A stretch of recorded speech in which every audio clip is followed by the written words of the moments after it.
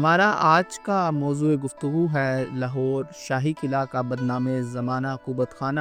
جس میں تحریک آزادی ہند کے متعلق کئی رہنما اور بعد ازاں تقسیم ہند کے بعد بہت سے سیاسی رہنما یہاں رہے اور انہوں نے اس کو رونق بخشی۔ اگر ہم اس عقوبت خانے کی تاریخ کی بات کریں تو اس کے حوالے سے محققین کی آراء منقسم ہیں۔ البتہ ہمارے پاس اکبری محل کتبخانہ اینڈ آرکائیوز میں اس عقوبت خانے کو جب بند کیا گیا اس کے حوالے سے بھی کچھ دستاویزات موجود ہیں، اور نوبادیاتی عہد میں اس کے استعمال کے حوالے سے بھی ہمارے پاس کچھ دستاویزات موجود ہیں جن پہ آج ہم بات کریں گے، اور ان کی روشنی میں ہم دیکھیں گے کہ یہ عقوبت خانہ کب قائم ہوا۔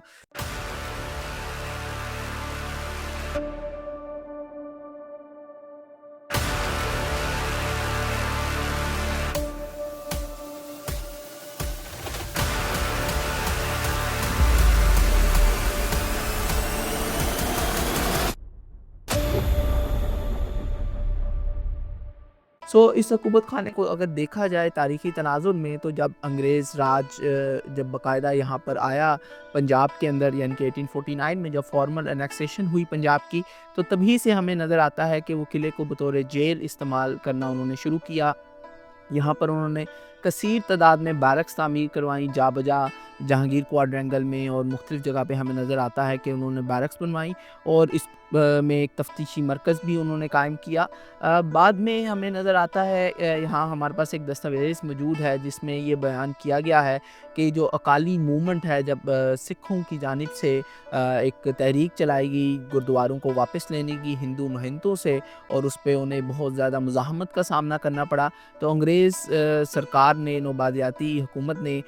بہت سے اکالی تحریک سے متعلق اور منسلک لوگوں کو شاہی قلعے کے عقوبت خانے میں قید کرنا شروع کر دیا۔ وہ سول اینڈ ملٹری گزٹ کی ایک خبر ہے جس میں یہ بیان کیا گیا ہے کہ ان کے لیے کچھ اضافی بیرکس کی تعمیر کی جا رہی ہے اور ان کو یہاں پر رکھا جائے گا۔ تو ہمیں نظر آتا ہے کہ یہاں پر 1928 میں پھر اس حوالے سے، یعنی کہ یہاں پر ایک ٹارچر سیل باقاعدہ ایکٹیو تھا، اور یہاں پہ تفتیشی مرکز بھی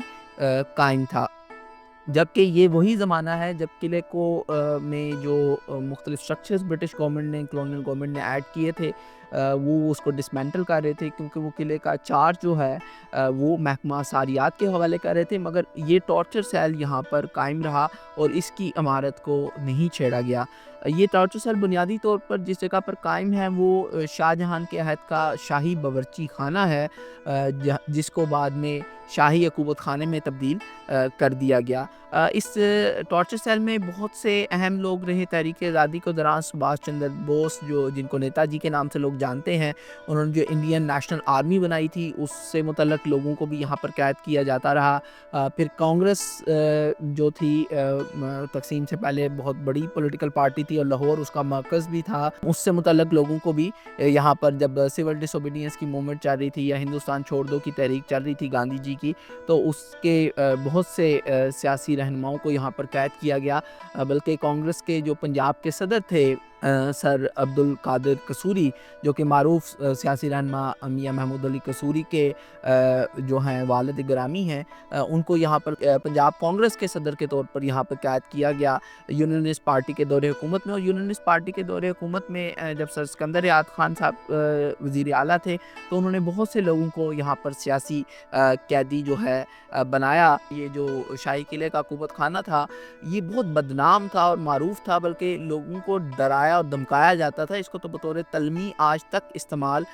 کیا جاتا ہے، اور اکثر صحافی بھی اس کا ذکر کرتے نظر آتے ہیں۔ اس عہد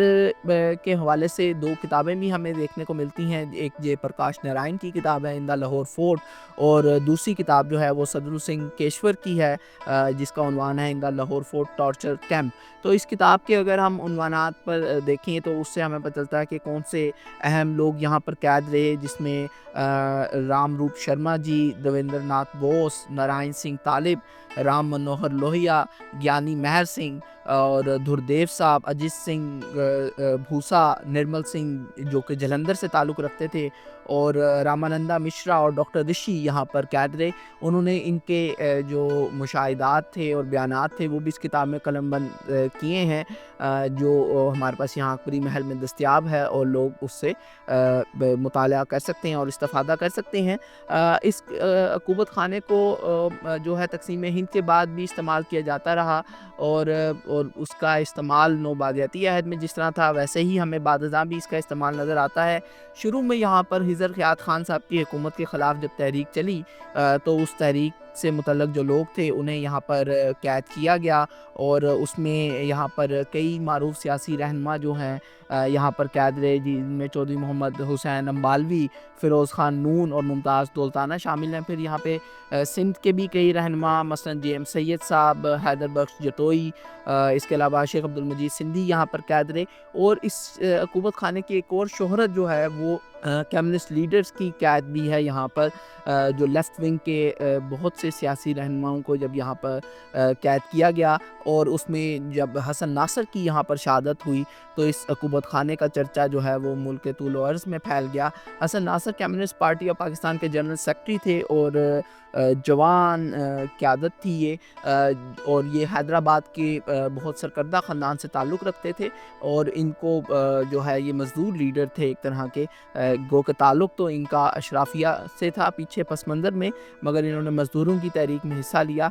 ان کو نہ صرف یہاں پر قید کیا گیا بلکہ بعد ازاں یہ جب ان کی یہاں پر شہادت ہوئی تو اس کو یہ بنا کر پیش کیا گیا کہ انہوں نے خودکشی کر لی ہے۔ ان کی والدہ جب حیدرآباد سے لاش آئیڈینٹیفائی کرنے آئیں تو انہوں نے بھی کہا کہ یہ حسن ناصر کی جو ہے وہ لاش نہیں ہے جو پیش کی گئی ہے سرکار کی طرف سے، اور ان کی جو موت ہے وہ آج بھی ایک محققین کے ہاں پرسرار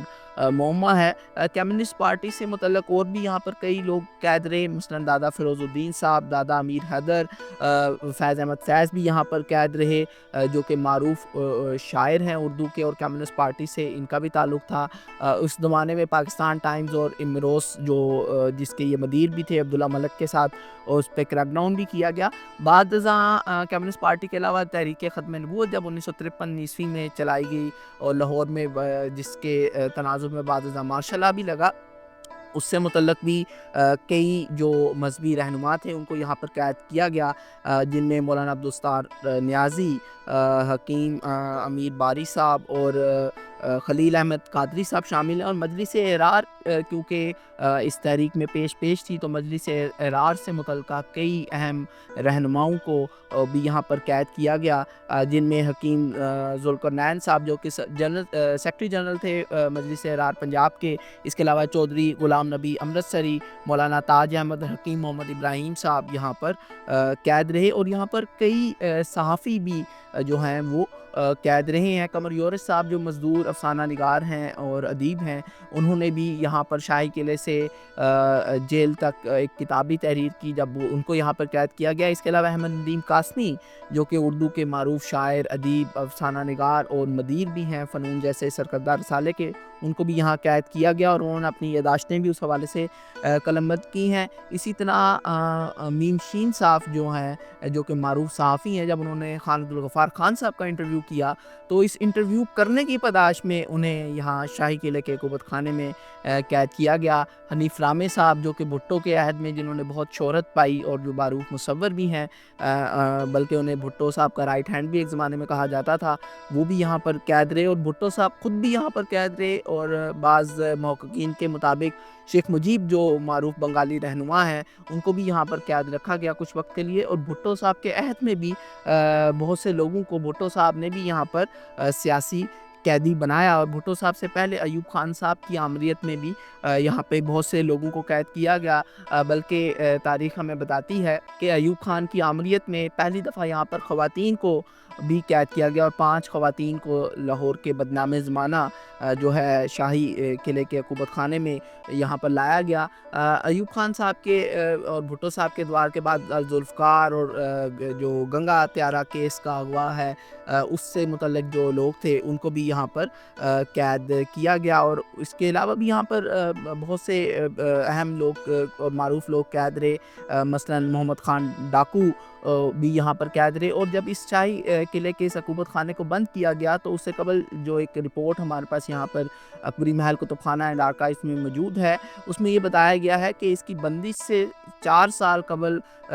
فقط جو ہے، یعنی کہ اس 4 سال کے دورانیے میں یہاں پہ 400 سے 500 لوگوں کو یہاں پر قید رکھا گیا اور ان سے تفتیش یہاں پر کی گئی. اس حکومت خانے کو آخر کار جو ہے جب میاں محمد نواز شریف وزیر اعلیٰ پنجاب بنے، انہوں نے 1986 میں اس حکومت خانے کو بند کرنے کا حکم دیا اور پھر یہ بتدریج یہ جو جگہ ہے اس کو خالی کرایا گیا پولیس ڈپارٹمنٹ سے. اور اس میں ایک بڑی تعداد میں اسلحہ بھی ملا جو کہ سکھ دور سے تعلق رکھتا تھا اور نوبادیاتی عہد سے تعلق رکھتا تھا. اس اسلحے میں سے کچھ جو ہیں چیزیں عجائب گھر میں شامل کر لی گئیں اور بعض کی نمائش بھی لگائی گئی اور بعض اشیاء کو فروخت کر دیا گیا. لیکن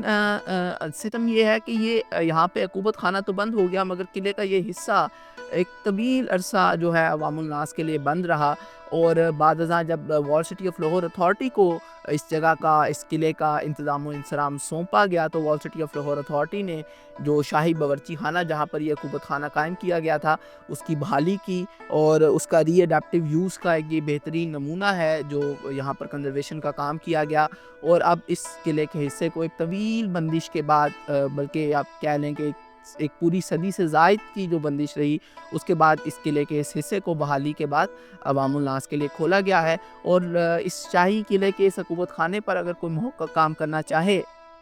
تو اکبری محل کتب خانہ اینڈ آرکائیوز میں اس حوالے سے کچھ دستاویزات موجود ہیں جو کہ محققین کے لیے یہاں پر دستیاب ہیں جن سے وہ استفادہ کر سکتے ہیں.